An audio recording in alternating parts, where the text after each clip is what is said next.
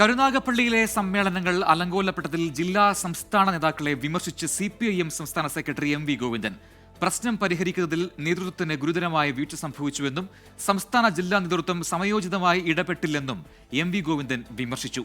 കരുനാഗപ്പള്ളിയിലേത് വിഭാഗീയതയല്ലെന്നും വ്യക്തിതാൽപര്യങ്ങളുടെ പേരിലുണ്ടായ ചേരിതിരിവാണ് പ്രശ്നങ്ങൾക്ക് കാരണമായതുമെന്നുമാണ് പ്രവർത്തന റിപ്പോർട്ടിലെ വിമർശനം. പ്രവർത്തന റിപ്പോർട്ട് അവതരണത്തിന് ശേഷം പ്രതിനിധികളെ പ്രത്യേകമായി അഭിസംബോധന ചെയ്യുമ്പോഴാണ് സംസ്ഥാന സെക്രട്ടറി MV ഗോവിന്ദൻ കരുനാഗപ്പള്ളിയിലെ സംഘടനാ പ്രശ്നങ്ങൾ പരാമർശിച്ചത്. പരസ്യ പ്രതിഷേധത്തിനും പ്രകടനത്തിനും വഴിവെച്ച കരുനാഗപ്പള്ളിയിലെ പ്രശ്നങ്ങൾ തിരിച്ചറിഞ്ഞ് പരിഹരിക്കുന്നതിൽ സംസ്ഥാന ജില്ലാ നേതാക്കൾക്ക് ഒരുപോലെ വീഴ്ച പറ്റിയെന്നാണ് MV ഗോവിന്ദന്റെ വിമർശനം. പ്രശ്നത്തിന്റെ ഗൌരവം തിരിച്ചറിഞ്ഞ് സമയോചിതമായി ഇടപെടുന്നതിലും സംസ്ഥാന നേതൃത്വത്തെ ധരിപ്പിക്കുന്നതിലും സംസ്ഥാന ജില്ലാ നേതാക്കൾ വീഴ്ച വരുത്തി. സമ്മേളനം നടത്തിപ്പിനെത്തിയ നേതാക്കളെ പൂട്ടിയിട്ടത് ഗുരുതരമായ പ്രശ്നമാണ്. എന്നാൽ സമ്മേളനം പ്രശ്നങ്ങളില്ലാതെ നടത്തി തീർക്കുന്നതിൽ നേതാക്കൾക്കും വീഴ്ച സംഭവിച്ചു.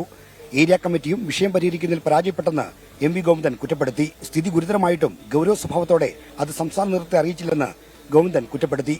കരുനാഗപ്പള്ളിയിലെ പ്രശ്നങ്ങൾ വിഭാഗീയതല്ലെന്നാണ് ജില്ലാ സെക്രട്ടറി S സുദേവൻ അവതരിപ്പിച്ച പ്രവർത്തന റിപ്പോർട്ടിൽ പറയുന്നത്. വ്യക്തി താൽപര്യങ്ങളുടെ അടിസ്ഥാനത്തിലുള്ള ചേരിപ്പോരും മത്സരവുമാണ് കരുനാഗപ്പള്ളിയിൽ നടന്നത്.